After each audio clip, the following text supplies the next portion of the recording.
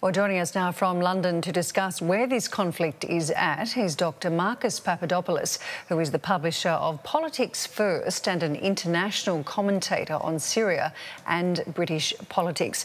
Dr. Papadopoulos, thank you very much for joining us. As we heard there, that despite this UN intervention, there seems to be no let-up, there seems to be no ceasefire. How do we work our way out of this international mess?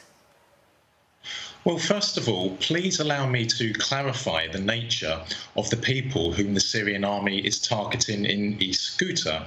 The Syrian army is targeting Islamist terrorists, Al-Qaeda affiliates, the same people, ideologically speaking, who carried out the horrendous Bali massacre.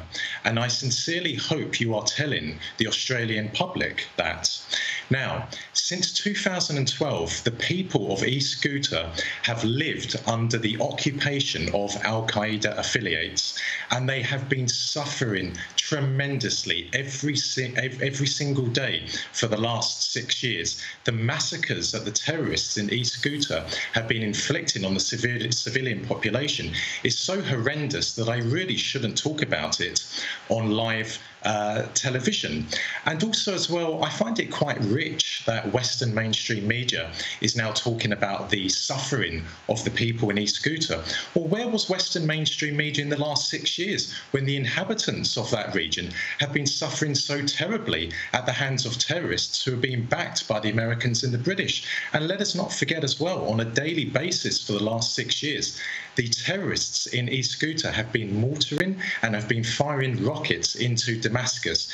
They have been aiming at schools, hospitals, nurseries. Indeed, last week, they killed a large number of children. So I think it is quite rich and, frankly speaking, disgraceful that Western media is talking about a humanitarian concern in relation to East Ghouta. But would it not be naive to say that Syria's treatment of its civilians is equally as bad? I mean, we've only seen in this attack yesterday the use of chemical weapons, chlorine gas. You are relying on the white helmets, and no proper, legitimate court of law in the world would rely on the white helmets. Why? Because the white helmets are a propaganda weapon. They are a propaganda weapon of the terrorists, and they are the brainchild of the British government. And at the same time, even worse than being a propaganda tool, the white helmets are actually Islamist terrorist fighters themselves. We have independent witnesses.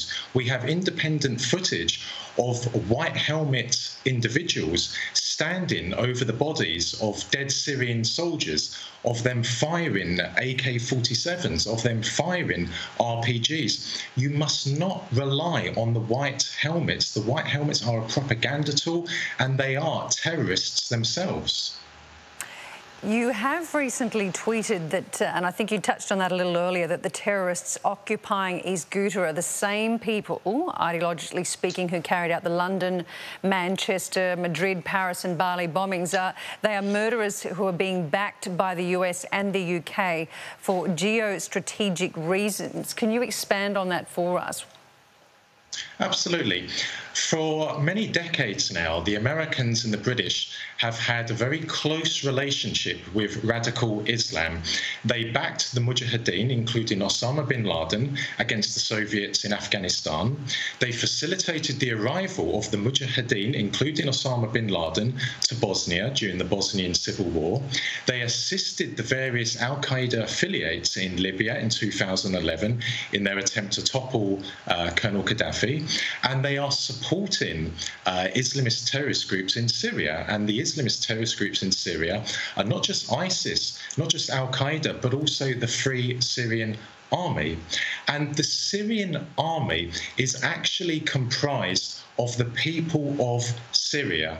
It is comprised of Sunnis, of Shia, of Christians, of Druze, of Kurds, of Armenia. The Syrian army does not target its own people. The Syrian army is targeting terrorists, the very people who want to massacre Australians in Sydney and Canberra. Well, they're controversial comments, to say the least. We'll discuss. They're controversial in your opinion. In your opinion. They're not controversial to people in East Aleppo. If you go to East Aleppo today, which was under the control of Al-Qaeda, they will say, my comments aren't controversial. They will say, you are controversial, well, and the stories you put out are controversial. The many thousands of civilians who have died at the hands of the Syrian government. Whose sources are you relying on when you say the many thousands of people who have died? The White Helmet, I've already explained to you. The White Helmet are not a genuine humanitarian organisation. They are a propaganda weapon. They are Islamist terrorist fighters themselves.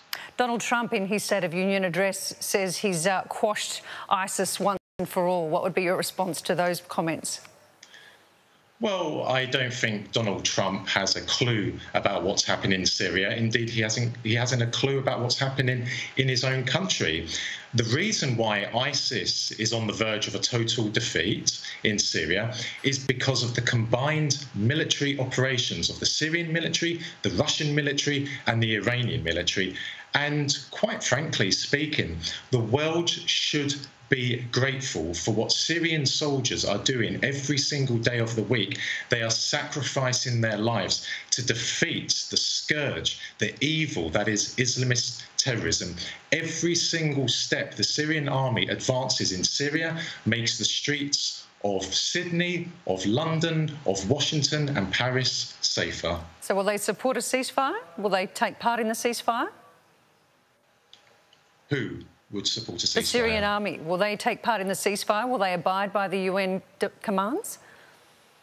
The Syrian government has been participating in talks to bring about ceasefires all over Syria. And the Syrian government cares for one thing, its people.